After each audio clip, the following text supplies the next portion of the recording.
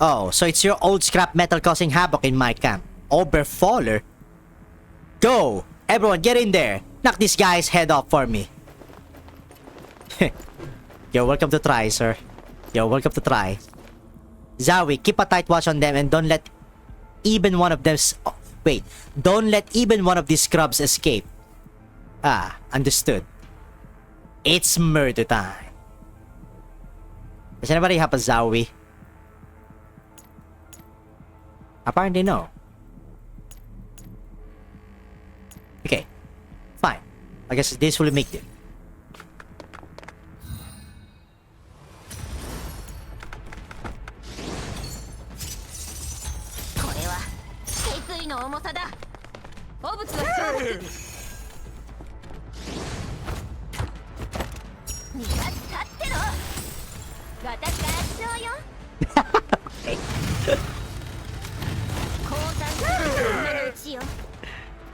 That guy never stood a chance.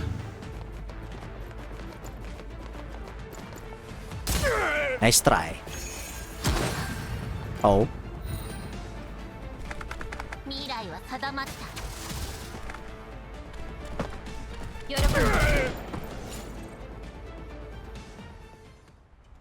Zowie and I coordinate with each other and corner the Bar Jaeger leader. What should we do now? There are no police stations in the contamination zones. We do it the bounty hunter way. Either you hold your peace forever or you leave no regrets behind. Though when it comes to scum like that, I wouldn't be able to live with myself if I spared him. Bam! A single gunshot fills the air, and the bulky man wearing a necklace slumps against the wall. Contract closed. I recovered the necklace from the man and indicate to Zowie that we should leave. Zowie seems a little pleased with herself right now. Let's go. She's smiling. I turn and head out of the encampment. It's time we return this to Ada. 2 days after the Bayegers were eliminated, the Talia troops campsite is abuzz with activity. Tonight, Daybreak's oath will be performed in this settlement for the last time. Night has just fallen, and the temporary seating is packed with audience members who have come here from nearby settlements. As the show progresses, the sounds of applause or sniffling come from the seats, and when the final scene arrives, all eyes are on the girl in the center stage who is illuminated by the spotlights. I'm sorry, my very best friend. Please forgive me for bidding you farewell. For last night, I received word from the goddess of dawn. She told me that when daybreak comes, I shall go with the wind, onward to a kingdom on the faraway clouds. But my dear, beloved friend, do not be saddened by this parting. For you know that it has always been my wish to become that faint ray of light that illuminates the dark night. As she recites her lines, a twinkle of light blossoms in her hand. She holds up this radiant mote and descends from the stage into the audience seats, until finally she arrives before a man and a woman. Oh. And so from now on, so long as you see the sky at dawn, remember that ray of daybreak and know that I wish you well. Let this necklace be the proof of our pact. No matter where you may be, so long as you need it, it shall become as the daybreak and defend you. And with that, Ada gently lifts her hand and deposits Ferris' necklace into the couple's hands. Then Ada bows deeply to the two of them. I am so sorry. Zowie and I watched the end of the show from an unobtrusive corner of the audience. After seeing Ada finally embrace Ferris' parents, even Zowie's cool expression seems to have softened a little. A good ending, don't you think? It is good that the misunderstanding could be resolved, and it was also good that you were willing to testify about the evil deeds of the Bayegers. Otherwise, Ferris' parents would have found the tale hard to believe. So, does that mean our misunderstanding has also been resolved? Can you tell me about your reluctance to join us? Zowie is silent for a while, and then she nods. Before joining Monsoon Squad, I was used to traveling alone and dealing with any dangers I encountered by myself. But after becoming a part of Monsoon Squad, Diane, Jiangyu, and Faye became my friends. We traveled together with the same wish in our hearts, just like Ada and Ferris. I once thought Monsoon would keep traveling like this forever. While everyone kept talking about finding their commander, they were still limited by that agreement. So I believed that the day when they would do so was still far off. Thus, I did not think much about what would happen once the agreement ended, or what I would do. So when I realized that there really was a chance for them to go to the Elmo, I hesitated. If everyone else in the band chose to return to the Elmo, then what about me? Zoe pauses for a moment. She runs her fingers over her knife and then looks at me. The members of Monsoon often told me about you and your shared past. So before I make my decision, I would like to know, what made you walk this path of self-exile? To my knowledge, you were not compelled to become a wandering bounty hunter. You know what? I'm also asking about the same thing. But you know what, Zoe? Maybe I will find that out when Girls Frontline 1 will end its story soon. No, I'm just kidding. Oh? Me?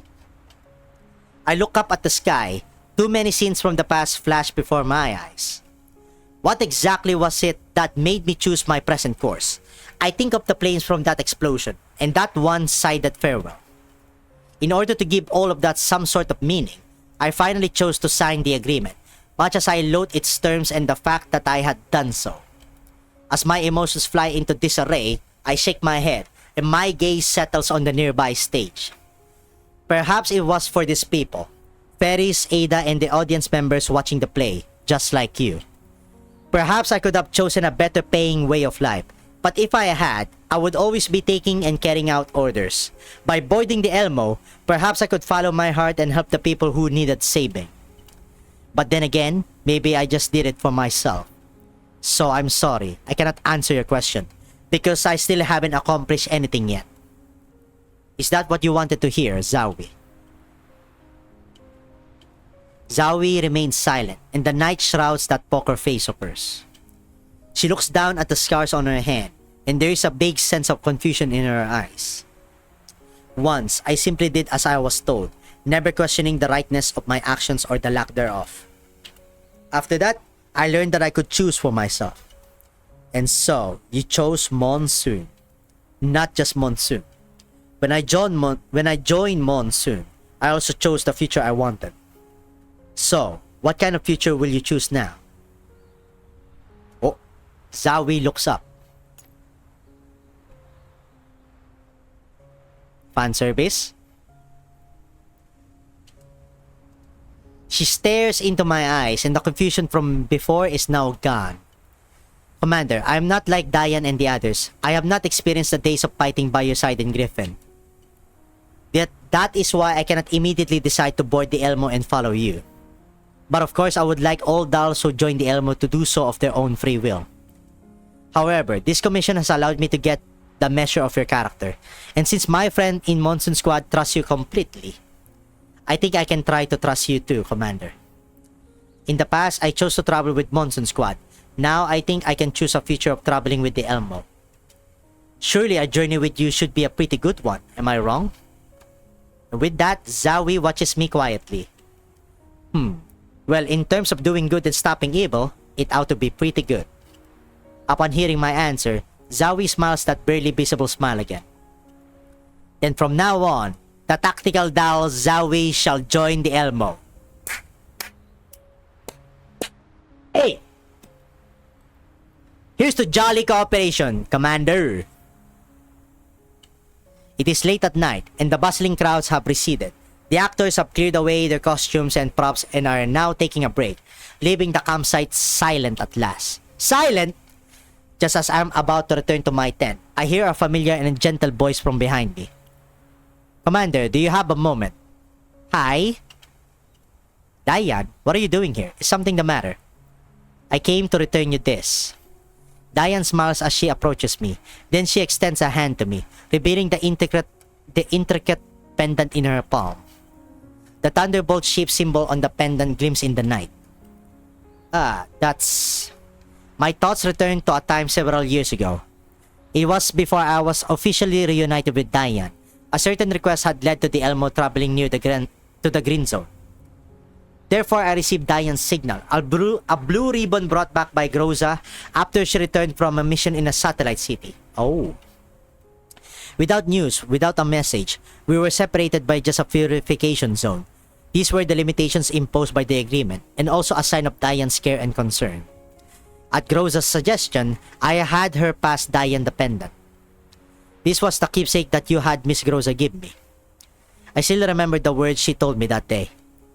Bathed in lightning and rain, waiting silently amidst the storm, the blue-white flash shall one day be seen. That is the origin of the name Elmo, and also the promise you made with me. Is it not, Commander? I carried this pendant with me during our time apart. It got me through the countless lonely days when my thoughts were of you and gave me the strength to keep moving forward. Thanks to its existence, I always believed that one day I would be reunited with you, Commander. You're right. The rain and the storm have passed. Welcome back to the Elmo, Diane. I look toward Diane, but just as I'm about to retrieve the pendant, she suddenly pulls her hand back. She holds it in her palm, looking tenderly upon it, as though she were caressing it with her gaze. Question mark? Commander, the truth is I have a request to make of you. Though we are now reunited, I have always etched the meaning of this pendant into my heart. If I might, could I continue to hold on to it? I will always cherish the spirit in which it was given. Still holding the pendant, Diane gazes into my eyes, her face flushing a faint pink. Of course. Shortly afterwards, in the Elmo, several dolls who have traveled from afar are now gathered at the foot of the massive vehicle. The twin-tailed girl tugs on the hand of the blue-clothed girl, hopping around excitedly in front of the Elmo.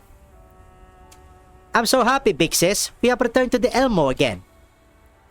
Oh yes, I did not expect we'd be able to come back, and now our leader Zowie has returned with us. Yep, Monsoon's back together again.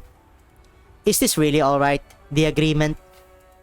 Relax, the commander said that our friend in the non-military forces administration, namely Miss Kalina, will help us take care of it. We won't have to worry about the paperwork. So let's enjoy our reunion with the commander. Wow, is that the commander coming out? I'm feeling so nervous all of a sudden. Well, that's unusual. To think the day would come when Monsoon's best drummer is blushing. Zowie, you're still making fun of me at a time like this. I was simply trying to add to the mood, and an opportunity presented itself. But I guess it worked pretty well, no? With the wow, Jiangyu runs to the Elmo, and Diane follows in resignation. Faye strides into the Elmo too. Zowie walks at the back of the group at a leisurely pace. What does the future hold for Monsoon Squad? Find out in the next episode of your girls Frontline 2. Oh wait, that's not the last sentence. God damn it. Zowie looks up at the person on the Elmo who's waiting for them. Perhaps he will give her the answer. なんてことない勝利だが、休む理由にはちょうどいいだろ。